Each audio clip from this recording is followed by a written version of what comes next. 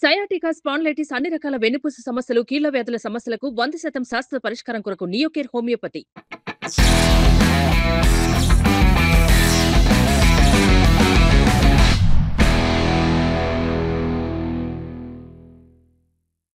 నమస్తే అండి. ఎలక్షన్స్ అయిపోయాయి. ఏ పార్టీ గెలిచింది, ఏ పార్టీ ఓడిపోయినది అన్నది పక్కన పెడితే, ఒకరినైతే మనం గెలిపించాం మన ఓట్లేసి, మన సమస్యలు తీర్చడానికి, మన గొంతుగా వాళ్ళు ఉండడానికి. సో ఇప్పుడు నా వెనక చూస్తున్నారా, ఇది భూమా అఖిల ప్రియ గారి ఎమ్మెల్యే ఆఫ్ ఆలగడ్డ. భూమా అఖిల ప్రియారెడ్డి అనే నేను శాసనసభ సభ్యురాలుగా ఎన్నికైనందున so me journey as an young politician తీసుకుంటే డిఫరెంట్ గా కనిపిస్తుంది. మీరు సిద్ధంగా లేనప్పుడు వచ్చాయి, ఇప్పుడు మీరు స్వతంత్రంగా మీకు విల్లింగ్ తో నిలబడి గెలిచారు. How was it? అంటే అప్పటికి ఇప్పటికి మేజర్ డిఫరెన్స్ అంటే ఏం చెప్తారు? సో అప్పటికి ఇప్పటికి నాకు తెలిసి చాలా వరకు లైఫ్ కమిట్మెంట్స్ కావచ్చు, నా వరకే కాదు, నేను, నా తమ్ముడు, నా హస్బెండ్, ఆఖరికి నా కొడుకుతో సహా అందరం కూడా కమిటెడ్ గా ఆలగడ్డలోనే ఉంది. టఫ్ పొలిటీషియన్ గా రాలేదు, మీరు వచ్చాక టఫ్ అయ్యారు. నాకు తెలిసి మీరు ఫస్ట్ ఎమ్మెల్యేగా వచ్చినప్పుడు కూడా ఆ నేమ్నెస్ అయితే బాగా ఉండుండేది. అమాయకత్వం కానీ జనాలతో ఎప్పుడు ఎలా రియాక్ట్ అయ్యేదో అవ్వాలో తెలిసి ఉండేది కాదు కదా. ఈ టఫ్నెస్ అనేది సమ్ టైమ్స్ మీకు ఇబ్బందిగా అనిపిస్తుంది స్వతహా నేను అది కాదు. భూమా నాగిరెడ్డి గారు చనిపోక ముందు, అంటే అమ్మ చనిపోయిన తర్వాత ఆ గ్యాప్ లో కూడా కార్యకర్తలు అందరితో మీటింగ్ పెట్టుకొని నన్ను కూర్చోబెట్టి, అఖిల ఇప్పుడు నా కూతురు కాదు మీ కూతురు, మీకు అప్పచెప్తున్నానని చెప్పి ఓపెన్ గా. ఇవన్నీ చూసి మీరు ఇవన్నీ వదిలేసి ఈ లైఫ్ కాదు వేరే లైఫ్, ప్రశాంతంగా ఇంకో లైఫ్ ఉంటుందేమో అటు వెళ్దామని ఎప్పుడు ఆలోచించలేదా చిన్నప్పటి నుంచి ఇదే చూసి చూసి? ఒకవేళ శోభనారెడ్డి గారు చనిపోకపోయింటే నేను వేరే కంట్రీలో సెటిల్ అయిపోయేదాన్ని, వేరే బిజినెస్ చూసుకునేదాన్ని, అట్లా నా లైఫ్ ఉండింది. ఎప్పుడు కూడా రాజకీయాలకు రావాలని ఎప్పుడు కూడా నేను అనుకోలేదు. కానీ మీ తమ్ముడు గారి ప్రస్తావన తెచ్చారు కాబట్టి, వెన్ హీ ఎంటర్స్, అంటే తను పాలిటిక్స్ లోకి ఎంటర్ అయితే మీరు ఏమన్నా కొంచెం నెమ్మదించే లేదా కొంచెం నేను రిలాక్స్ అవుతాను అన్న ఆలోచనలు ఉన్నాయా ఫ్యూచర్ లో? అట్లా ఆలోచన ఏం లేదు. Both of us want to create history.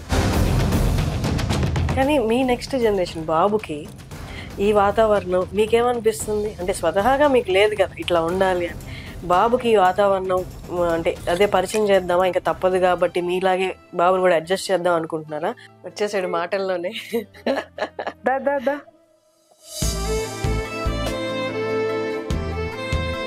వీడు పుట్టిన తర్వాత మా ముగ్గురు లైఫ్ లో చాలా చేంజ్ వచ్చింది. ఎందుకంటే అప్పటి వరకు ఎప్పుడు ప్రాబ్లమ్స్, కేసులు, తల్లిదండ్రులు ఇద్దరు చనిపోయిన లోటు, ఇంట్లో అంతా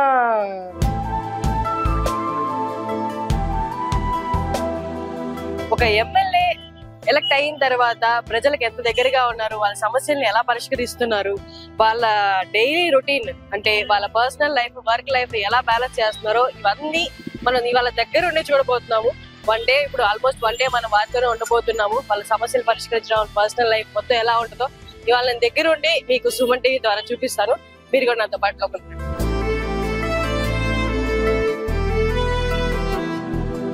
హలో అండి. Congratulations. Thank you so much. నమస్తే అఖిల ప్రియ గారు. నమస్తే అండి. థ్యాంక్ యూ సో మచ్ మాకు టైం ఇచ్చినందుకు, నేను కాల్ చేసి అడిగిన వెంటనే ఒప్పుకున్నందుకు ఇంటర్వ్యూకి. ఐ నో మీరు చాలా బిజీగా ఉంటారు, బట్ స్టిల్ మా కోసం కొంత టైం ఇచ్చినందుకు thank you so much. No problem. So I want congratulate you అండి for being elected as an MLA. కానీ మీ జర్నీ చూసుకుంటే ప్రీవియస్గా మీరు ఎమ్మెల్యేగా, మంత్రిగా ఉన్నా అప్పుడు మీరు చెప్పారు అంటే నేను ఫుల్లీ అప్పుడు ప్రిపేర్డ్ కాదు, బట్ పరిస్థితులు అలా వచ్చాయని. So me journey as an young politician తీసుకుంటే డిఫరెంట్ గా కనిపిస్తుంది. మీరు సిద్ధంగా లేనప్పుడు వచ్చాయి, ఇప్పుడు మీరు స్వతంత్రంగా మీకు విల్లింగ్ తో నిలబడి గెలిచారు. How was it? అంటే అప్పటికి ఇప్పటికి మేజర్ డిఫరెన్స్ అంటే ఏం చెప్తారు? కమిట్మెంట్ అండి. ఎందుకంటే అప్పుడు నాన్న బతుకున్నారు, నేను ఎమ్మెల్యేగా ఉన్నప్పుడు నాన్న ఉన్నారు కాబట్టి మేజర్ ప్రాబ్లమ్స్ కానీ ఏదైనా ఇష్యూస్ కానీ ఎక్కువ కూడా ఆయన హ్యాండిల్ చేసేవాడు. నన్ను ప్రొటెక్ట్ చేయాలి, బలవంతంగా నేను రాజకీయాలకి అఖిలాన్ని తీసుకొచ్చాను, సో తను లైఫ్ తను స్పాయిల్ చేసుకుంటాదేమో, లేకపోతే చాలా వరకు లైఫ్ మిస్ అవుతుందేమో అని చెప్పేసి నాన్న ఎప్పుడు బాధపడేవాడు.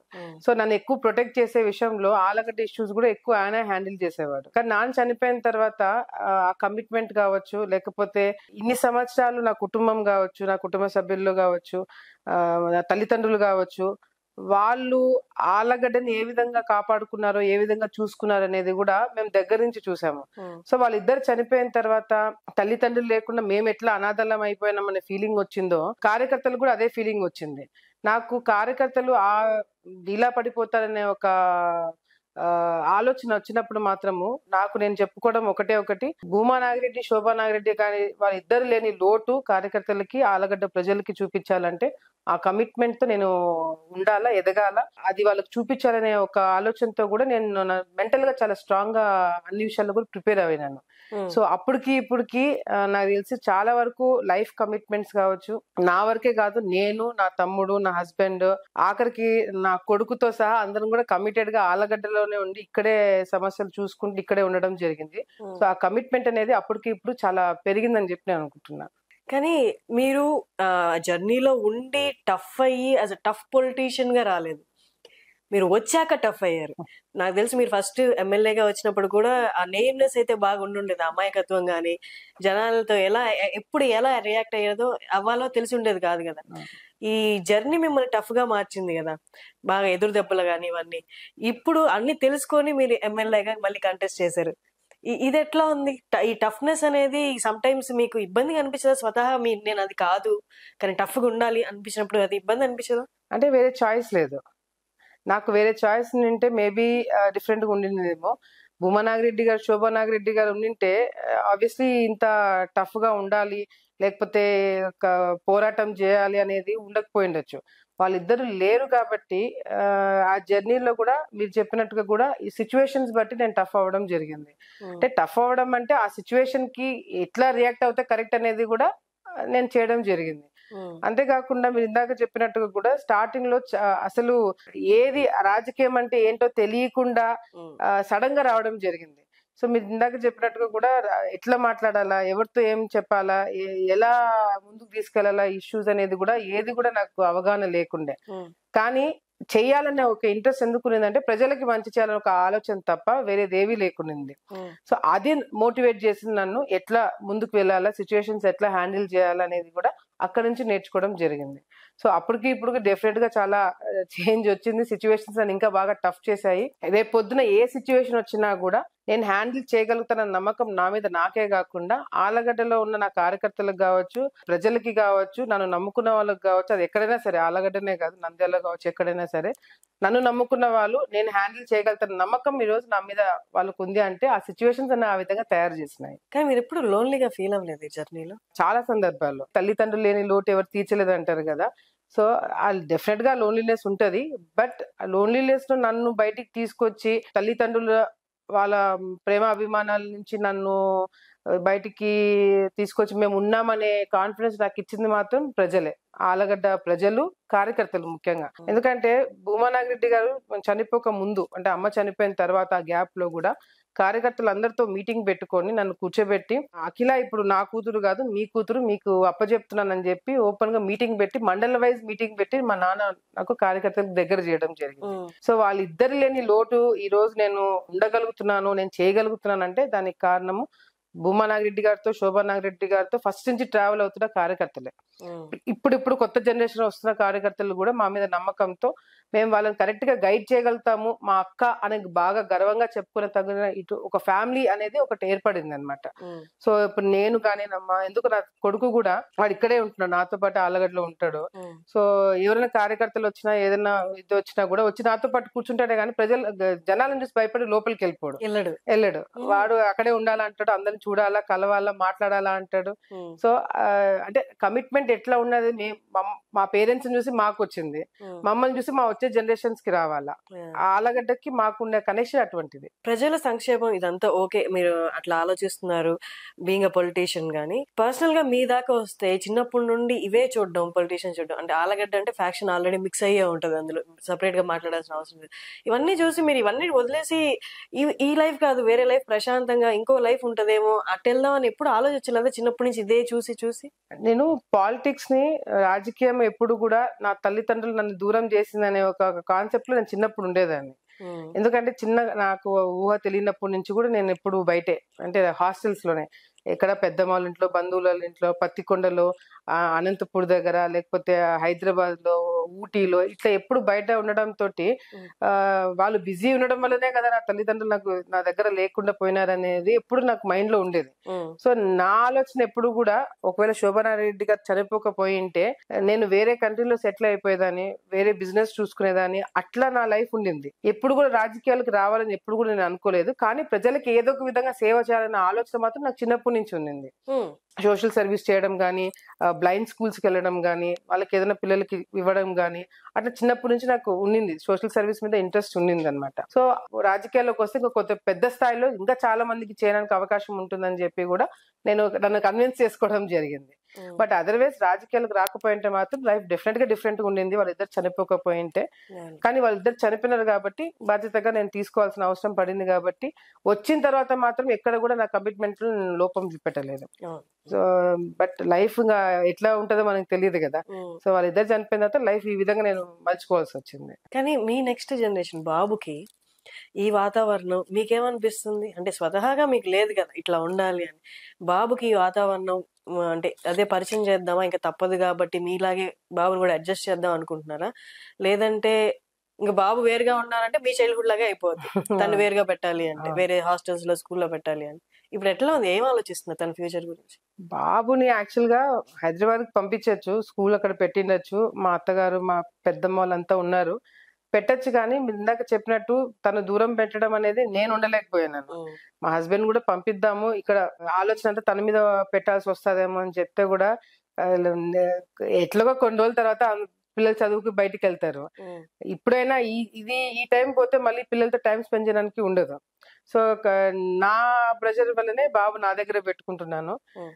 ఇక్కడ వాతావరణం కంపల్సరీ అలవాటు కావాలి. ఎందుకంటే చిన్నప్పుడు కూడా మేము ఎంత బయట హాస్టల్స్ లో ఎక్కడ చదువుకున్నా కూడా కంపల్సరీ మా mother father they made it a point to spend time here. Summer holidays లో కావచ్చు, మేము ఎక్కడ బయటికి వెళ్ళినా కూడా compulsory we make sure we spend time in Allagadda.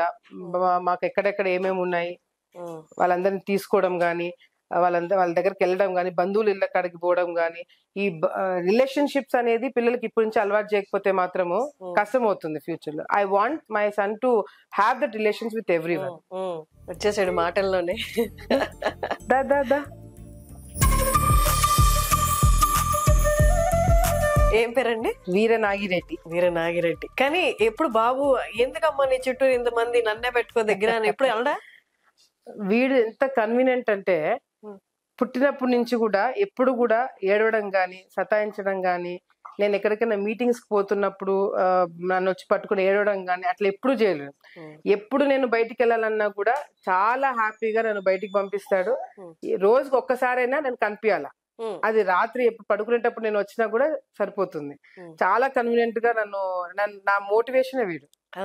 ఒక విధంగా చెప్పాలంటే నా మోటివేషన్ వీడు. రేపు పొద్దున how he wants to be, వాడి లైఫ్ ఎట్లా ఉండాలనేది కూడా వీడు పుట్టిన తర్వాత నేనెంత కమిటెడ్ గా ఉండాలా, నేనెంత సీరియస్ గా ఉండాలా, వీడి ఫ్యూచర్ తో పాటు అన్ని కూడా ఎట్లా ఆలోచించాలనే ఒక క్లారిటీ నాకు వీడు పుట్టిన తర్వాత వచ్చింది. వీడు పుట్టిన తర్వాత మా ముగ్గురు లైఫ్ లో చాలా చేంజ్ వచ్చింది. ఎందుకంటే అప్పటి వరకు ఎప్పుడు ప్రాబ్లమ్స్, కేసులు, తల్లిదండ్రులు ఇద్దరు చనిపోయిన లోటు, ఇంట్లో అంతా ఎప్పుడు చాలా సైలెంట్ గా ఉండేది. వీడు వచ్చిన తర్వాత మా ముగ్గురు లైఫ్ లో కూడా చాలా డిఫరెన్స్ వచ్చింది, ఒక కమిట్మెంట్ వచ్చింది, ఒక క్లారిటీ వచ్చింది బేసిక్ గా చెప్పాలంటే. So he made all the difference అన్నమాట మాకు. ఓకే. కానీ మీ నేచర్ లో అంటే అంతకు ముందు వరకు మీరు ఒక ఫైర్ అది ఇలా అలా మాట్లాడేవారు జనాలందరూ బయట, కానీ ప్రెగ్నెన్సీ టైంలో ఆడవాళ్ళు అనేవాళ్ళు చాలా నేచర్ సాఫ్ట్ అయిపోతుంది, ఎక్కువ సెక్యూర్ గా ఉండాలి అన్న మైండ్ సెట్ వచ్చేస్తుంది అనిపిస్తుంది. మీ నేచర్ లో చేంజ్ వచ్చిందా అప్పటికి? బాబు పుట్టక ముందుకి బాబు పుట్టిన తర్వాత కొంచెం సాఫ్ట్ అని అయ్యాను నేను థింకింగ్ వైజ్ అని, అలా ఏమైనా అనిపించిందా? అట్లా ఏం కాలేదు, బికాస్ మా లైఫ్ అట్లా ఉంది. ఇప్పుడు మేబీ పేరెంట్స్ ఉండింటే, మదర్ ఫాదర్ ఉండింటే, నాకు ఈ కమిట్మెంట్స్ లేకపోయింటే maybe it would have been like that. కానీ వాళ్ళిద్దరు చనిపోవడం, ఇందాక చెప్పినట్టుగా వీడు పుట్టిన తర్వాత మాకు చాలా రెస్పాన్సిబిలిటీస్ ఇంకా పెరిగినాయి, క్లారిటీ వచ్చింది, ఇంకా ఎట్లా కమిటెడ్ గా ఉండాలా, రేపు పొద్దున he has to be proud of us. ఇప్పుడు నేను నా తల్లిదండ్రులను చూసి ఎంత గొప్పగా గర్వంగా చెప్పుకుంటున్నామో, మాకు అదే నా పిల్లలు వచ్చే జనరేషన్స్ కూడా మా గురించి అట్లే అనుకోవాలన్న ఒక కమిట్మెంట్ మాకు కూడా ఉంది. సో సాఫ్ట్ అయితే అవ్వలేదు కానీ వచ్చే ప్రాబ్లమ్స్ ని ఎట్లా ఎదుర్కోవాలనేది కూడా ఇంకా టఫ్ అప్ అయినాము. అది నేను నాట్ జస్ట్ మా తమ్ముడు కావచ్చు, even he's also very young, ఇప్పుడు 25 years తనకి. గత 5 years నుంచి he's been fighting for me. నాతోటే ఉంటున్నాడు, నా కోసం చేస్తున్నాడు. ఎవరు నా గురించి ఏం మాట్లాడినా కూడా he stood by me. So వచ్చే జనరేషన్స్ అన్ని కూడా ఐ థింక్ మాకు అది రాసి పెట్టినట్టుంది. సో వచ్చే జనరేషన్స్ అన్ని కూడా ఈ ఆలగడ్డకి, ఈ ప్రాంతంకి కమిటెడ్ గా ఉండాలని చెప్పి రాసి పెట్టింది మాకు. కానీ మీ తమ్ముడు గారి ప్రస్తావన తెచ్చారు కాబట్టి, వెన్ హీ ఎంటర్స్, అంటే తను పాలిటిక్స్ లోకి ఎంటర్ అయితే మీరు ఏమన్నా కొంచెం నెమ్మదించే లేదా కొంచెం నేను రిలాక్స్ అవుతాను అన్న ఆలోచనలు ఉన్నాయా ఫ్యూచర్ లో? అట్లా ఆలోచన ఏం లేదు. Both of us want to create history. Because mother, father, తాతగారు ముగ్గురు కూడా ఒక నాన్న ఎంపీగా ఉన్నప్పుడు తాతగారు, అమ్మగారు ఇద్దరు అసెంబ్లీలో ఇది చేశారు.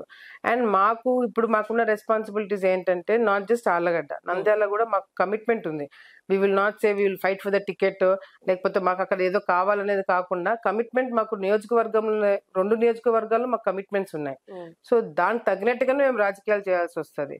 విఖ్యాత వస్తే నాకు ఇంకా స్ట్రెంత్ పెరుగుతుంది. ఇద్దరం కలిసి రాజకీయం చేసేదానికి కూడా మాకు అవకాశం ఉంటుంది. నేను ఇంతకు ముందు కూడా ప్రామిస్ చేసినట్టుగా కూడా డెఫినెట్ గా మళ్ళీ హిస్టరీ క్రియేట్ చేస్తాం. నేను మా తమ్ముడు ఇద్దరం కూడా అసెంబ్లీకి ఎంటర్ అవుతాము. ఇందాక నేను ఫస్ట్ అడిగిన క్వశ్చన్ కి, అంత ముందు గెలుపుకి ఇప్పుడు గెలుపుకి మేజర్ డిఫరెన్స్ అంటే సాటిస్ఫాక్షన్, ఇది నాది, ఈ గెలుపు అంటే పర్సనల్ గా నాది అన్నట్టు ఏమైనా ఫీల్ అవుతున్నారు మీరు? డెఫినెట్ గా అండి. ఎందుకంటే అప్పుడు నేను గెలిచింది కూడా ఎనానిమస్ గా గెలిచినాము. అంటే అప్పుడు పోటీ ఏం పెట్టలేదు నాకు. నేను వైసీపీలో ఉన్నప్పుడు కూడా శోభా నాగిరెడ్డి గారు చనిపోయిన తర్వాత తెలుగుదేశం పార్టీ, అప్పుడు చంద్రబాబు నాయుడు గారు చనిపోయిన వ్యక్తుల వాళ్ళ కుటుంబం సభ్యుల పైన పోటీ పెట్టకుండా ఉండాలని చెప్పి ఒక సంస్కృతి ఆ తెలుగుదేశం పార్టీలో ఉండింది. సో అప్పుడు తెలుగుదేశం పార్టీ నా మీద పోటీ పెట్టలేదు. ఇనానిమస్ గా నేను ఎమ్మెల్యే అవ్వడం జరిగింది. సో డెఫినెట్ గా 2019 లో ఓడిపోవడం జరిగింది. కష్టపడినాము, అన్ని చేసినాము కానీ ఓడిపోయినాము. బట్ ఇప్పుడు కష్టపడినాము, గెలిచినాము. ఇది నాది అని చెప్పుకొని తగినట్టుగా నేను ఒకటి మళ్ళీ నేను క్రియేట్ చేసుకోగలిగిన. ఇప్పుడు నా దూరమైన నా కుటుంబ సభ్యులు కావచ్చు, లేకపోతే కార్యకర్తలు కావచ్చు, ఎవరైతే కొంతమంది వెళ్ళిపోయినారో వాళ్ళందరూ కూడా నాకు ఫోన్ చేసి వచ్చి కలిసి ఒకటే చెప్తున్నారు, భూమా పేరు మళ్ళీ నిలబెట్టినావు.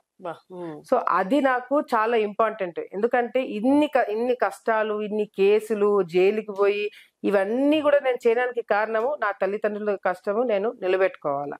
సో దానికి కష్టపడింది, ఈ రోజు ఫలితం దక్కింది. కానీ ఒక్క ఇన్సిడెంట్ నేను చదివినప్పుడు చూసినప్పుడు కూడా అందరికి, నాకు తెలిసి విన్న వాళ్ళందరికీ కొంచెం కలిసి వేసినట్టు అనిపించిన ఇన్సిడెంట్ ఏంటి అంటే, మీరు జైలుకి వెళ్ళినప్పుడు బాబు ఫీడింగ్ కోసము బాబుని తీసుకెళ్ళి ఒక ఫీడింగ్ మామ్ గా మీరు లోపల ఉన్నప్పుడు మదర్ గా, అది కొంచెం అందరికి, ఆడవాళ్ళందరికి కూడా కొంచెం ఇబ్బంది కలిగించిన సిచ్యువేషన్ అనమాట. అయ్యో ఎంత కష్టం వచ్చింది అన్నట్టు.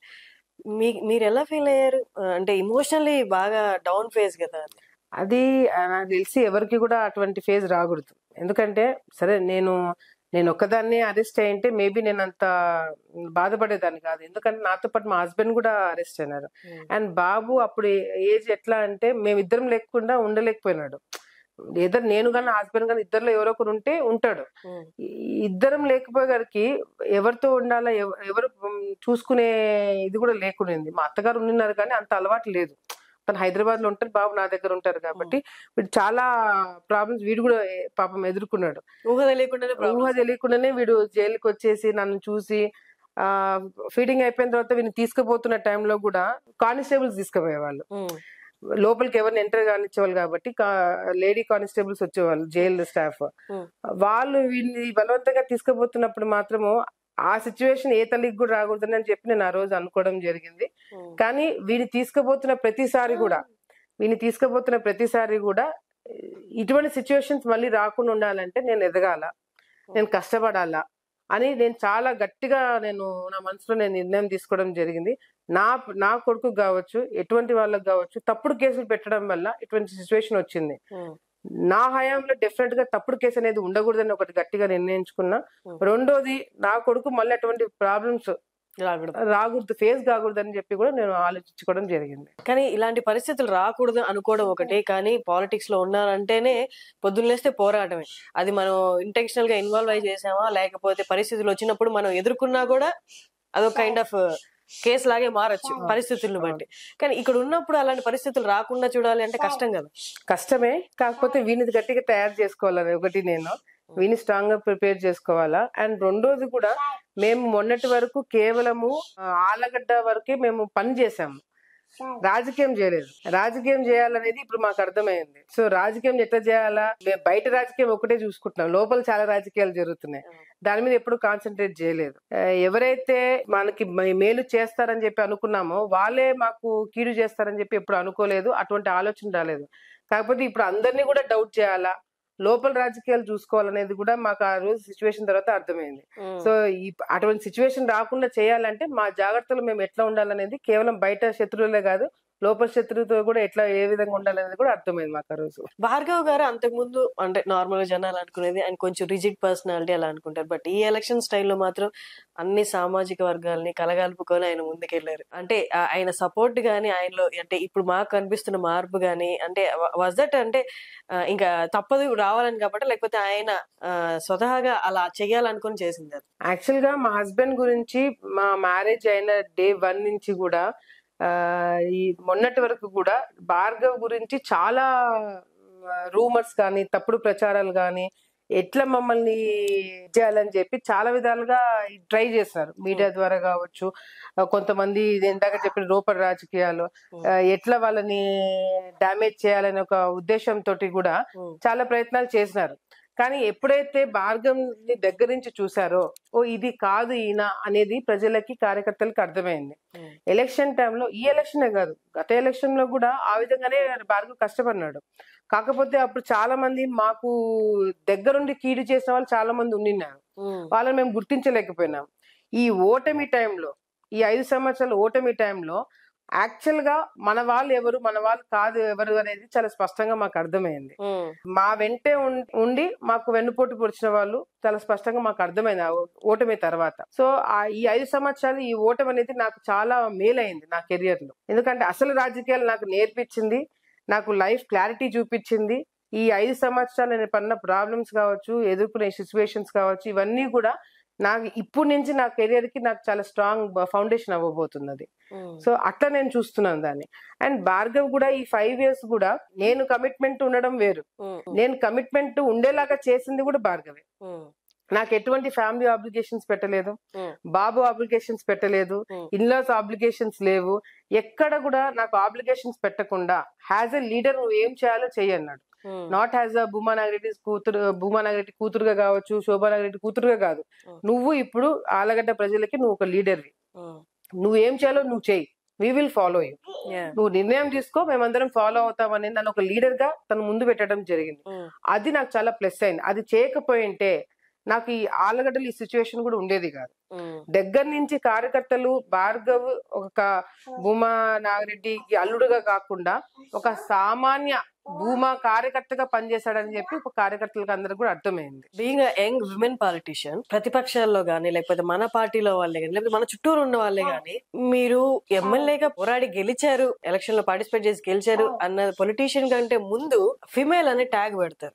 అది మన వాళ్ళు అవ్వచ్చు, మన పగవాళ్ళు అవ్వచ్చు, ఎవరైనా ఫస్ట్ ఆడ అనే ట్యాగ్ పెట్టిన తర్వాతే మీ సామర్థ్యం గురించి వస్తారు.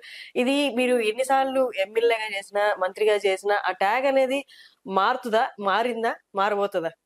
అది ఎప్పటికీ మారదండి. I think both of us we know, ఏ సిచ్యువేషన్ లో ఉన్నా, let it be prime minister కావచ్చు, ఏమన్నా కావచ్చు, you are a women. At the end of the day you are a women. Women leadership is always question. కానీ I think ఇప్పుడున్న generation లో కావచ్చు, లేకపోతే స్ట్రాంగ్ విమెన్ పొలిటీషియన్స్ కావచ్చు, వీళ్ళందరూ కూడా ఇప్పుడు ఏ విధంగా ప్రూవ్ చేసుకుంటున్నారు అనేది కూడా మనం కళ్ళారా చూస్తున్నాం. తమిళనాడులో కావచ్చు, బీహార్ లో కావచ్చు, ఎక్కడైనా సరే, బీహార్ లాంటి ప్లేసెస్ లో కూడా ఈ రోజు విమెన్ పొలిటీషియన్స్ బయటకు వస్తున్నారు. అంటే జనరేషన్స్ మారినాయి. విమెన్ ఏ ఫీల్డ్ లో చూడండి, ఎక్కడైనా చూడండి, not just politics, A field లో చూసినా కూడా దే ఆర్ ఫేసింగ్ ప్రాబ్లమ్స్. ఆ డిస్క్రిమినేషన్ అనేది కంపల్సరీ కనపడుతుంది. కానీ అవన్నీ కూడా ఫేస్ అయ్యి ముందుకు వస్తున్నామంటే మగవాళ్ళ కన్నా మనము అదే పని ఒక 100 times మనం ఇంకా ఎక్కువ హార్డ్ వర్క్ తో చేయాల్సి వస్తుంది. నేను విమెన్ అయినా కూడా నేను స్ట్రాంగ్ గా నిలబడగలుగుతాను, నేను చేయగలుగుతాను అనేది మనం మళ్ళీ మళ్ళీ ప్రూవ్ చేసుకోవాల్సి వస్తుంది. ఫస్ట్ అది ప్రూవ్ చేసుకోవాల్సి వస్తుంది. అసలు యూ ఓన్ బిలీవ్, చిన్న ఎగ్జాంపుల్ చెప్తాను. I was travelling to Delhi, Hyderabad నుంచి ఢిల్లీకి వేరే పని మీద పోతున్నప్పుడు నా పక్కన కొంతమంది కూర్చున్నప్పుడు pilot lady pilot. So 1.5 hours continuous గా ఏ చిన్న టర్బులెన్స్ వచ్చినా they're blaming the women pilot ని బ్లేమ్ చేస్తున్నారు. Just small example. డెఫినెట్ గా విమెన్ పొలిటీషియన్స్ పైన కూడా ఈ కమెంట్స్ వచ్చినాయి. అండ్ పొలిటికల్ గా విమెన్ ఎదగాలంటే ఎన్ని కమెంట్స్ ఫేస్ అవ్వాల్సి వస్తుంది అనేది కూడా నేను కళ్ళారా చూశాను. ఈవెన్ దో బ్యాక్గ్రౌండ్ ఉన్నా కూడా భూమా నాగిరెడ్డి గారు, శోభా నాగిరెడ్డి గారు, తాతగారు అందరూ ఉండి నేను వచ్చినా కూడా ఐ హ్యాడ్ మై షేర్. నేను ప్రాబ్లమ్స్ ఫేస్ అవ్వాల్సి వచ్చింది, నేను జైలుకి వెళ్లాల్సి వచ్చింది. ఇవన్నీ ఉన్నా కూడా యాజ్ ఎ విమెన్ నిన్ను టార్గెట్ చేయాలని సొసైటీ డిసైడ్ అవుతే మాత్రం యు ఆర్ టార్గెటెడ్. అది నేను ఈవెన్ దో నాకు బ్యాక్గ్రౌండ్ ఉన్నా ఏమున్నా కూడా నా షేర్ నేను ఫేస్ అయినాను. ఎందుకంటే ఇప్పుడున్న పాలిటిక్స్ నీకు విమెన్ అనేది చూడట్లేదు, నువ్వు ఏంటనేది చూడట్లేదు, నథింగ్. అసలు ఆడవాళ్ళని లాఠీ చార్జ్ చేపించి ఇట్ ఈస్ ఓకే అని అనుకున్న ప్రభుత్వం చూసినాము గతంలో. ఆడవాళ్ళు ఎటువంటి తప్పు చేయకపోయినా జైలుకి పోయి వాళ్ళని మనం కంట్రోల్ చేయాలనుకున్న ప్రభుత్వాలు చూసినాము. సో ఇవన్నీ కూడా మనం చూస్తున్నాం. అంటే డిస్క్రిమినేషన్ పెట్టాలనుకున్నా పెడతారు, పెట్టకూడదు అనుకున్నప్పుడు వాళ్ళు ఇష్టం, వాళ్ళు ఏమైనా చేస్తారు. బట్ విమెన్ ఐ థింక్ ఇప్పుడు they are lot of challenges face చేసిన తర్వాత కూడా they are putting that strong face and going forward. I think నాకు చాలా ఇన్స్పిరేషన్ మా మదర్ దగ్గర నుంచి వచ్చింది. I seen her very close. ఇంటికి వస్తే అసలు తను పొలిటీషియన్ అనేది మేమే మర్చిపోతాము. ఇంటికి వస్తే అందరితో సరదాగా ఉంటది, పిల్లలతో ఆడుకుంటది, ఫ్యామిలీ మెంబర్స్ కి ఆమె అన్ని వెళ్ళి షాపింగ్ చేసుకొని పెళ్లిళ్ళకి అన్ని కొనడం గానీ, శ్రీమంతాలు చేయడాలు కానీ ఇవన్నీ చేస్తుంది, వంట చేస్తుంది, మాతో సరదాగా టైం స్పెండ్ చేసేది. ఇవన్నీ చేస్తూనే షీ ప్రూవ్డ్ హర్ సెల్ఫ్. బయట మా అమ్మ ఇంత టైం కేటాయించగలుగుతాదని కూడా ఎవరు అనుకోండారు. సో అట్లా షీ ప్రూవ్డ్ బయట స్ట్రాంగ్ ఫైర్ బ్రాండ్ పొలిటీషియన్ గా పేరు తెచ్చుకుంటూనే లోపల ఇంటికి వచ్చినప్పుడు పిల్లలతో గానీ, మా ఫాదర్ తో గానీ, మాతో గానీ, కుటుంబ సభ్యులతో ఎట్లా ఉండాలనేది కూడా ఆమె అన్ని బాధ్యతలు కూడా నెరవేర్చడం జరిగింది. సో నా inspiration comes from my mother. కొన్ని ఎక్స్పెక్ట్ చేయని సంఘటనలు ఉంటాయి. మీ శ్రీదేవి గారి, మీ రిలేటివ్ శ్రీదేవి గారి హత్య కేసు కానీ, మీ ఇంటి ముందు జరిగిన దాడి కానీ, ఇవన్నీ అంటే ఎవరు దీనికి ప్రిపేర్ అయ్యి ఉండరు. ఓకే ఇలాంటి సందర్భం వస్తే ఇలా రియాక్ట్ అవుదామని సడన్ గా వస్తాయి, లైఫ్ లో ఎక్స్పెక్ట్ చేయని సంఘటనలు. అలాంటప్పుడు మీరు స్ట్రెంగ్త్ ఎలా తెచ్చుకుంటారు? ఎలా అంటే దీన్ని ఎలా నెక్స్ట్ స్టెప్ తీసుకెళ్ళాలి, దీన్ని ఎలా ఛేదించాలని ఎట్లా మీరు ధైర్యం చెప్పుకుంటారు? ధైర్యం చెప్పుకోవడం ఏమి ఉండదండి. ఐ థింక్ మేము ఆల్రెడీ దాంట్లో దిగిపోయినాము. బయటకు వచ్చేది ఏం లేదు, బయటకు వచ్చే ఆలోచన లేదు, బయటకి ఎవరు మమ్మల్ని తీసుకొచ్చాలనే ప్రయత్నాలు చేస్తున్నా కూడా ఇప్పుడు ఇవన్నీ కూడా భయపెట్టడానికి చేసే కార్యక్రమాలు.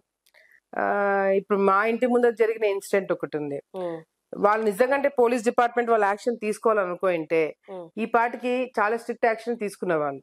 కానీ ఇప్పుడు కూడా గతం ప్రభుత్వంలో ఉన్న డిపార్ట్మెంట్ వాళ్ళే ఇంకా ఉన్నారు కాబట్టి, గతంలో నా మీద కేసులు పెట్టి నన్ను జైల్లో పెట్టి, నా హస్బెండ్ ని మా తమ్ముని జైల్లో పెట్టి చూడాలనుకున్న పోలీస్ డిపార్ట్మెంట్ వాళ్ళు ఇంకా ఉన్నారు, వాళ్ళు ఇంకా మారలేదు. సో ఇవన్నీ కూడా వాళ్ళ టైంలోనే, అంటే గెలిచిన వెంటనే వీళ్ళు వెళ్ళక ముందునే జరుగుతున్నాయంటే ఇవన్నీ కూడా డిఫరెంట్ మెసేజ్ ఒకటి పోతుంది. ఎప్పుడైతే ప్రత్యర్థులు ఈ విధంగా మమ్మల్ని చేయాలనుకుంటారో ఎక్కడైనా మనం బ్యాక్ స్టెప్ తీసుకుంటే రాజకీయ కెరీర్ ఉండదు ఈ ప్రాంతంలో. అండ్ ప్రజలు కూడా మమ్మల్ని అగ్రెసివ్ గా ఉండి దాన్ని ఫేస్ అవ్వాలని మమ్మల్ని చూస్తారు. బ్యాక్ స్టెప్ తీసుకోవాలని అట్లీస్ట్ దాని మీద అయితే ఎటువంటి ఎక్స్పెక్టేషన్స్ పెట్టుకో, నేను బ్యాక్ ఆఫ్ అవ్వాలి, నేను తగ్గాలి, నేను కాంప్రమైజ్ అవ్వాలనే ఆలోచన మాత్రము నా కార్యకర్తలకి ఉండదు, నా ప్రజలకి ఉండదు. సో ఇది నాకు ఆళ్లగడ్డలో చాలా నేర్పించింది. నాకు నేను ప్రతిపక్షంలో ఉన్నప్పుడు ఎవరైనా కార్యకర్తలను తీసుకుపోయి స్టేషన్ లో కూర్చోబెడితే they don't expect me to sit at home and make calls. అని ఇంట్లో కూర్చొని పోలీస్ డిపార్ట్మెంట్ ఫోన్ చేయాలని ఎక్స్పెక్ట్ చేయరు. నేను ఫీల్డ్ మీదకి వెళ్ళి స్టేషన్ లో కూర్చొని కొట్లాడి మా వాళ్ళని బయటకు తీసుకురావాలని ఎక్స్పెక్టేషన్ లో ఉంటారు. ఐ థింక్ అది మదర్ ఫాదర్ ఇద్దరు చేశారు. మదర్ ఎందుకు కనిపించలేకపోయినారంటే ఫాదర్ ఉండినారు కాబట్టి. ఇప్పుడు మదర్ రోల్ ఫాదర్ రోల్ నేనే ప్లే చేయాల్సి వస్తుంది కాబట్టి అటు రెండు సైడ్స్, ఒక పక్కన నేను అగ్రెసివ్ గా వెళ్ళి గట్టిగా ఇచ్చేసినా కూడా ఇంకో పక్కన కార్యకర్తలను కానీ నేను చూపించాల అఫెక్షన్ నేను చూపిస్తుంటాను. సో రెండు రోల్స్ నేను ప్లే చేయాల్సి వస్తుంది. And when it comes to ఇట్లాంటి సిచ్యువేషన్స్ ఎదుర్కొనే సిచ్యువేషన్స్ వచ్చినప్పుడు వేరే ఆప్షన్ లేదు. మేము ఆల్రెడీ ఇందులో ఉన్నాం. ఎదురు ముందుకు వెళ్ళాలా, ఆగి వెనక్కి వెళ్ళేదైతే లేదు.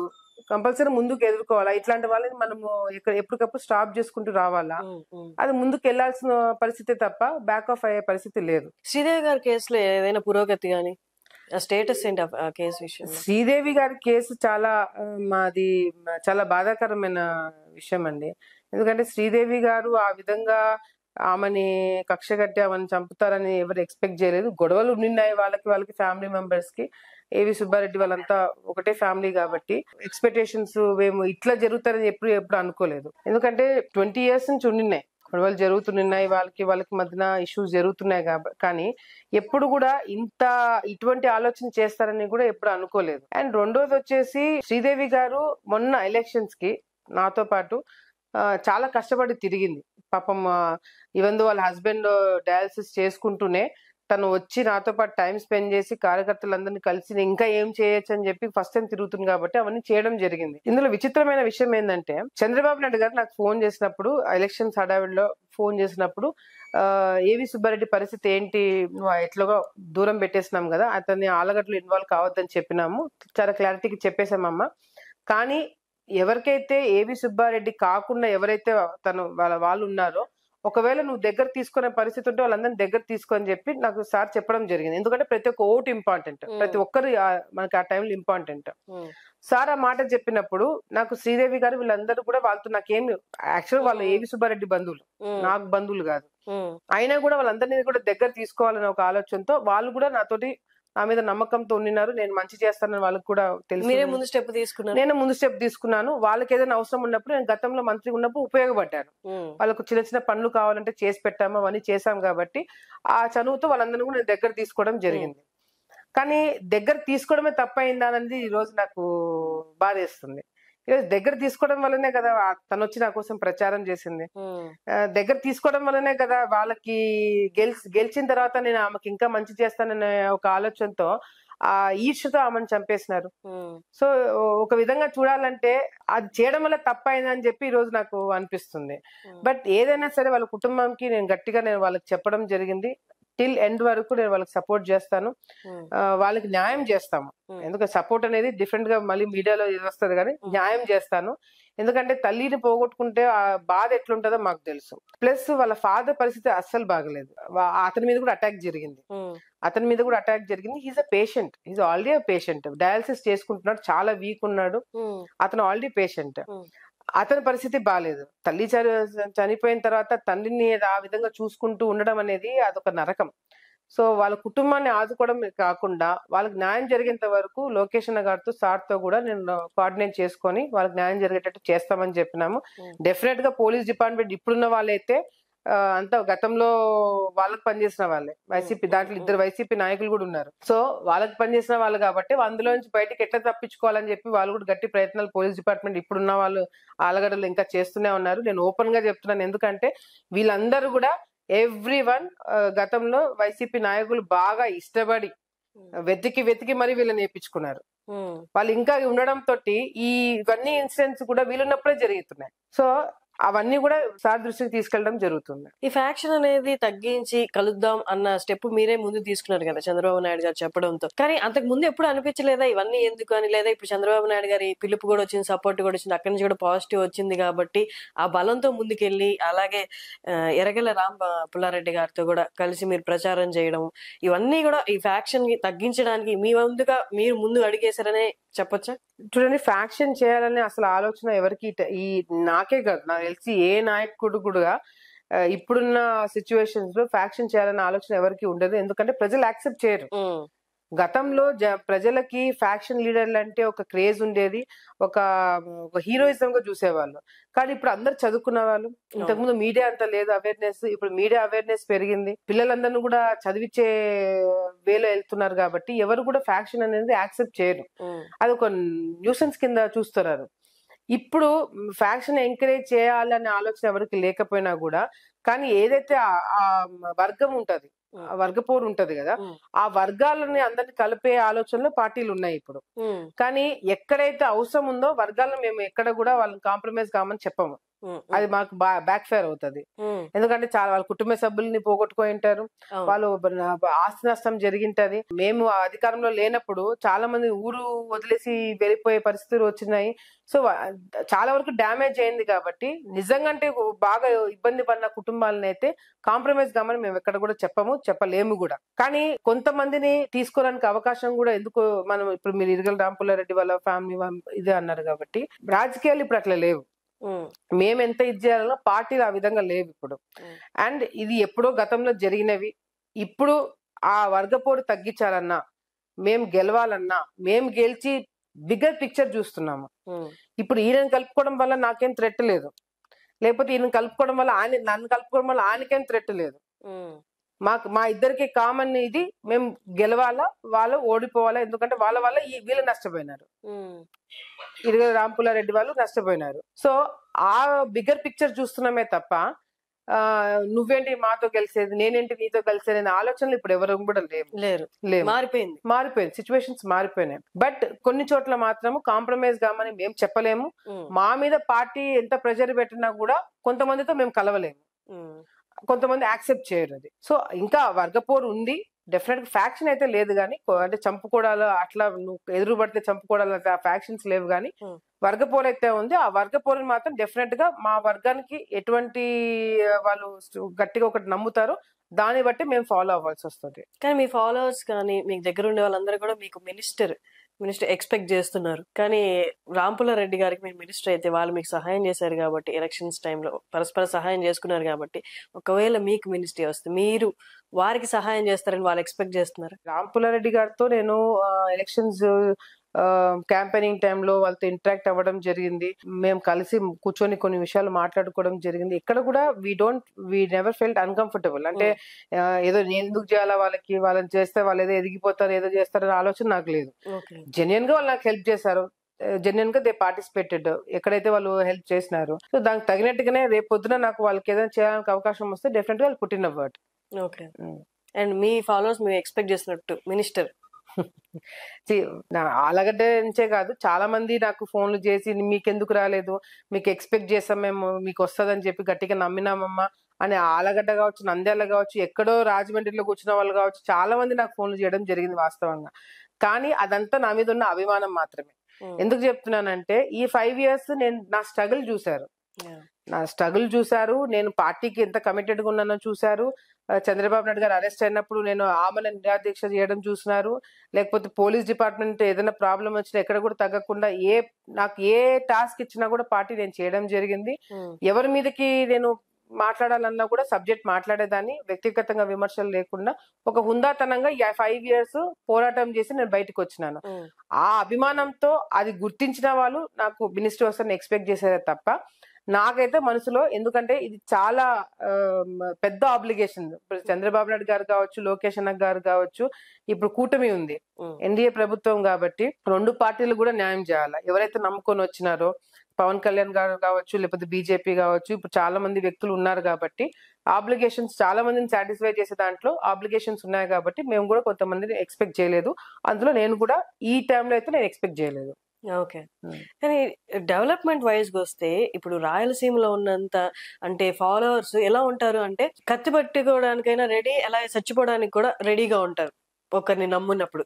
మేబీ ఆ దూకుడుతనం అదంతా ఇటు సైడ్ ఇండస్ట్రీస్ వచ్చి ఎడ్యుకేషన్ ఆపర్చునిటీస్, జాబ్ ఆపర్చునిటీస్ పెరిగితే వాళ్ళు కూడా మిగతా స్టేట్స్ లో ఉన్నట్టు కొంచెం సఫిస్టికేటెడ్ గా మన వర్క్ మనం చూసుకుంటూ ఫుల్లీ పాలిటిక్స్ లో డెడికేట్ అయిపోయి కొంచెం మొరటగా కాకుండా ఆలోచించి ముందుకెళ్తారు అన్నది ఏమన్నా మీకు అనిపిస్తుందా డెవలప్మెంట్ వైజ్ గా వస్తే? ఒకటండి, రాయలసీమలో కత్తిపట్టి అవన్నీ కూడా గతం సినిమాలు అవన్నీ. ఇప్పుడు రాయలసీమలో ఇండస్ట్రీస్ వచ్చినా రాకపోయినా ఎవరు ఇదిలో లేరు. కత్తి పట్టే ఒక మాట, కత్తి పట్ట అవన్నీ లేవు ఇప్పుడు. ఎందుకంటే ఇండస్ట్రీస్ కాదు కదా, ప్రజల్లో మార్పు రావడానికి కారణం చదువు. ప్రభుత్వాలు ఇప్పుడు ఎట్లా ఉన్నాయంటే రాయలసీమకి నీళ్లు తీసుకొచ్చే దిశలో ఉన్నారు. ఆ నీళ్ల వల్ల రావడం వల్ల ఫ్యాక్షన్ తగ్గిపోయి అందరూ వ్యవసాయం చేసుకున్న దిశలోకి పోతున్నారు.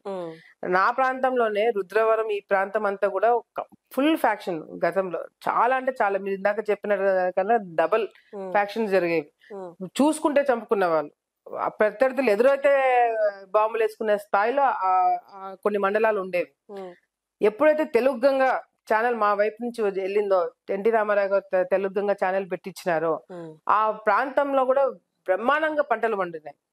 సో ఫ్యాక్షన్ అంతా తగ్గించి ప్రాంతంలో అంతా కూడా రైతులుగా మారి పిల్లలను చదివించే విషయంలో వెళ్ళడం తోటి పిల్లలందరూ బాగా బ్రహ్మాండంగా చదువుకోవడమే కాకుండా మంచి మంచి పొజిషన్స్ లో ఉద్యోగాలు చేసుకుంటున్నారు.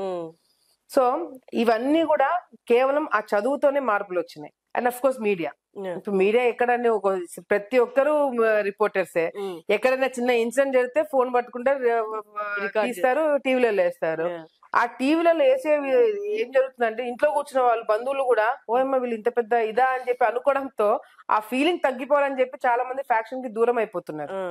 ఆ క్రయంలోనే కూడా ఇప్పుడు చదువుకున్న పిల్లలందరూ కూడా మంచి మంచి ఉద్యోగాలు చేసుకుని పిల్లల్ని వాళ్ళ తల్లిదండ్రుల్ని అమెరికా చూపించి అవి చూపించి ఇవి చూపించేతో అన్ని మార్పులు వస్తున్నాయి.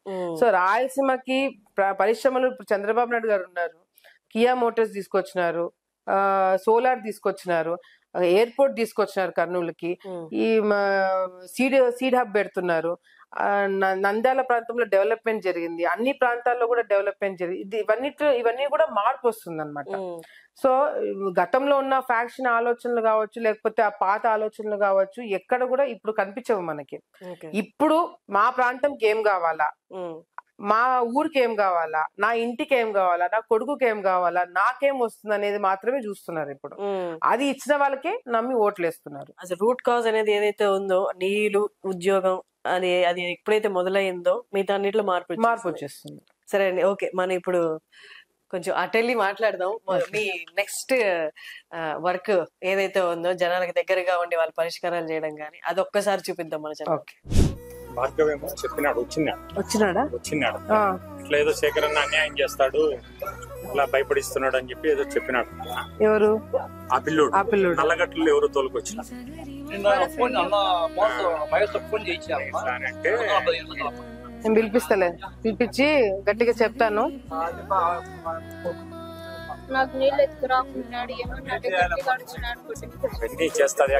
నేను మాట్లాడతాను, మళ్ళీ నీ జోలికి రాడు, నిన్ను కొట్టడం గిట్టడం చేస్తే పడతాయని చెప్పి గట్టిగా చెప్తా. వాడు ఉద్యోగం కూడా లేకుండా చేస్తానని చెప్పి గట్టిగా వార్నింగ్ ఇస్తాను. నువ్వు ఏదైనా మళ్ళీ ప్రాబ్లం వస్తే నాకు చెప్పు, నేను పిలిపించుకుని నేను మాట్లాడతాను. అబ్బాయి తెలుసుకోపోమంటే తెలుసుకోపోయినారు కదా, డెలివరీ అయిన తర్వాత వచ్చి ఇడ్స్ పెట్టండి టైప్ లో చెప్తాను. ఏమైనా కేసు గీసి ఏమైనా పెట్టినావా? ఏం పెట్టలేదు కదా. సర్లే నేను మాట్లాడతాను, పిలిపించుకుంటాను. Phone number ఇచ్చిపోండి. నువ్వు జాగ్రత్త, నువ్వు అవన్నీ పెట్టుకొని నువ్వు చూసుకోని ఫస్ట్, సరేనా? ఇప్పుడు వస్తున్నారా? సరే మాట్లాడతలే. నువ్వెందుకు వచ్చినావు? ఎవరైనా పెద్దోళ్ళు వచ్చినా సరిపోయింది.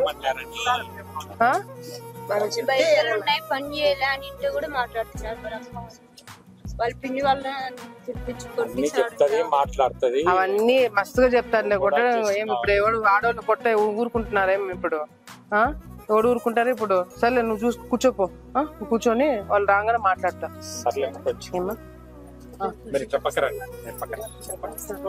రెడీ అయింది, నేను ఇస్తాను. ఒక 10 minutes ఆగా నేను ఇచ్చేస్తాను. ఏమన్నా బాగున్నారా?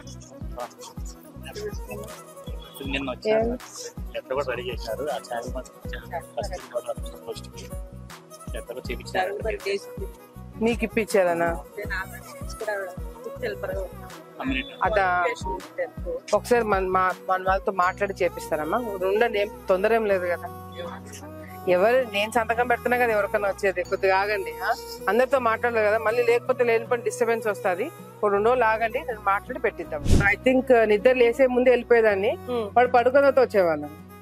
సో అట్లాంటి డేస్ కూడా ఉన్నాయి. బట్ జనాలు లేకపోయినా కూడా మేము డిస్కస్ చేసేవి ఉంటాయి, ముగ్గురం కూర్చొని మాట్లాడేవి ఉంటాయి. సో అది కూడా ఎక్కువ జరుగుతున్నాయి అనమాట. బట్ వీటితో టైం స్పెండ్ చేయడము నైట్ టైమే కదా, లేకపోతే తక్కువ. ఇప్పుడు ఈ మధ్య కొద్దిగా దొరుకుతుంది కానీ, బట్ అదర్వైజ్ చాలా తక్కువ టైం స్పెండ్ చేసే వాళ్ళము. కానీ మీరు మార్నింగ్ 8 కి అయితే ఇంట్లో నుంచి వెళ్ళిపోతారు బయటికి. బయట కానీ ఇక్కడ ఆఫీస్ జనాలు వస్తుంటారు, వాళ్ళని కలవడం కానీ, మీటింగ్స్ కానీ. ఈ 5 సంవత్సరాలు అంటే ఇంకా ఎక్కువ కేసులు అక్కడికి ఇక్కడ తిరగడం, వాళ్ళకి ఇబ్బంది వీళ్ళకి ఇబ్బంది. ఇంకా ఇప్పుడు వచ్చే 5 సంవత్సరాలు పనులు చేయడం దాంట్లో ఉంటది ఇప్పుడు. కానీ ఇప్పటిదాకా ఏదైనా నేను మిస్ అయ్యాను లేకపోతే రిగ్రెట్ ఫీల్ అవుతాను అంటే ఏదైనా ఉందా? రిగ్రెట్ అనేది ఏం లేదు, ఎందుకంటే what ever decisions I make నేను గతంలో డెసిషన్స్ తీసుకోబోతున్నాను, 1కి 10 సార్లు ఆలోచిస్తాను. కంప్లీట్ గా హోల్ హార్టెడ్ గా నేను సాటిస్ఫై అయితే గానీ ఆ నిర్ణయం నేను తీసుకోను. సో ఇప్పటి వరకు నేను రిగ్రెట్ అయ్యే డెసిషన్ అయితే ఏం లేదు. వీటితో కూడా అందుకే నేను ఇందాక చెప్పినట్టు మా మదర్ ఫాదర్ చిన్నప్పుడు మమ్మల్ని బయట పెట్టడం తోటి ఆ ఫీలింగ్ నాకు కొడుకు ఉండకూడదనే, మేము మళ్ళీ రిగ్రెట్ కాకూడదనే తనతో కూడా మాక్సిమం టైం నేను స్పెండ్ చేయడానికి ట్రై చేస్తుంటాను. అందుకే వీళ్ళు హైదరాబాద్ పంపించాలంటే కూడా మనసు ఒప్పుకోదు.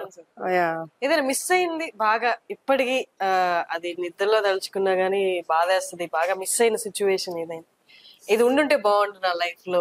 అలా మా మదర్ ఫాదర్ చిన్నప్పటి నుంచి కూడా మేము చూసింది కూడా మా ఫాదర్ వాళ్ళ బ్రదర్ పిల్లలందరితో, వాళ్ళ పిల్లలతో చాలా టైం స్పెండ్ చేశారు. అంటే బాగా ఎంజాయ్ చేశారు ఆ టైం. కరెక్ట్ గా నేను మా సిస్టర్ మేమిద్దరం సెటిల్ అయ్యి మాకు పిల్లలు పుట్టే టైంలో వాళ్ళిద్దరూ వీళ్ళతో టైం స్పెండ్ చేయలేకపోతున్నారనే ఒక బాధ చాలా. వీడు మాట్లాడి ఎంజాయ్ చేసి మేము నవ్వుతున్న ప్రతిసారి కూడా మా పేరెంట్స్ ఇద్దరు ఉండింటే ఇంకా బాగా ఎంజాయ్ చేసేవాళ్ళు వీడితో అని చెప్పి ప్రతి క్షణం కూడా మేము అనుకోవడం జరుగుతుంది. అది నా లైఫ్ లో చాలా మిస్ అయ్యే పాయింట్ అది. పాప చెల్లికి పాప దేవసేన శోభ మంచి మనోజ్ అని పెట్టారు, చాలా చక్కటి పేరు పెట్టారు. చూసారు కదా? పాప ఎవరిలా ఉంది? పాపనా వాళ్ళ సైడ్ పోలికలు ఎక్కువ కనపడుతున్నాయి.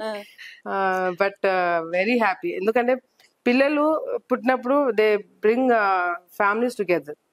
అది ఐ థింక్ మా ఇద్దరి విషయంలో బాగా ఎక్కువ జరిగింది. అండ్ నేను మా సిస్టర్ ఎక్కువ మిస్ అయ్యేది కూడా మా పేరెంట్స్ ఇంకా ఉండింటే, గ్రాండ్ పేరెంట్స్ వీళ్ళకి మా సైడ్ నుంచి ఉండింటే ఇంకా బాగా హోల్ హార్టెడ్ గా అందరం ఉండేవాళ్ళం అనేది ఎక్కువ ఉండింది. But we are there for each other. వాళ్ళకి నేను పెద్దమ్మని కాబట్టి నా డ్యూటీస్ అదే. నా నెక్స్ట్ క్వశ్చన్ కూడా అదే. ఇప్పుడు మీ చెల్లికి మీరు ఆల్మోస్ట్ అమ్మ ప్లేస్ తీసుకొని అన్ని, ఇంకా ఆమెకి ఏ కష్టం వచ్చినా మీ వైపే చూస్తుంది కదా, ఏ ఎమోషనల్ సపోర్ట్ కావాలన్నా కూడా. ఇంకా షీ యాక్చువల్లీ పాపం చాలా ఎమోషనల్ సపోర్ట్ కోసం చాలా తనకు కావాల్సిన టైంలో నేను ఇక్కడ బిజీ అయిపోయి ఉన్నాను. But she'll understand the situation. తనకి నాకు అండర్స్టాండింగ్ ఉంది, ఎందుకంటే తనకు కూడా తెలుసు ఇక్కడ సిచ్యువేషన్స్ ఎట్లా ఉన్నాయి, నా కంప్లీట్ టైం ఎక్కడ నేను ఉండాల్సి వస్తుంది తనకు కూడా తెలుసు. కాబట్టి మా పెద్దమ్మ వాళ్ళంతా ఉన్నారు హైదరాబాద్ లోనే. So what ever she needs and wants అక్కడ ఎక్కువ తన దగ్గరికి వెళ్తుంటది. నేను ఉండాల్సిన టైంలో ఉండలేకపోయినాను బికాస్ ఆఫ్ నా కమిట్మెంట్స్ ఇక్కడ. బట్ హైదరాబాద్కి వెళ్ళినప్పుడు మాత్రం వీడు వాళ్ళ పిల్లలతోటి బాగా ఆడుకోవడము, ఎక్కువ టైం స్పెండ్ చేస్తుంటారు. నైస్ అండి, great talking to you. Me busy schedule లో ఇంత టైం ఇచ్చి మాతో మాట్లాడారు. Thank you so much. Thank you so much. So అది అఖిల ప్రియ గారి స్కెడ్యూల్ చూసారు కదా. ఆవిడ స్కెడ్యూల్ ఎలా ఉంటది, మార్నింగ్ లేస్తే ఎంతో మంది జనాలు వచ్చి కలుస్తున్నారు, వాళ్ళ సమస్యలు పరిష్కరించడం, at the same time being a mom, అంటే ఒక చిన్న బాబుకి తల్లిగా వాడి బాధ్యతలు చూసుకోవడం, ఇవన్నీ ఒక స్త్రీగా ఎంత కష్టమో మీరందరికి తెలుసు. అన్ని బాధ్యతలు నెరవేర్చడం అనేది ఒకందుకు మనం పాలిటిక్స్ అన్ని పక్కన పెట్టేస్తే ఒక స్త్రీగా ఇంత ఇన్స్పిరేషనల్ గా మారినందుకు అందరికి ఆవిడకి మనకి హ్యాట్స్ ఆఫ్ అనే చెప్పాలి. So thank you so much.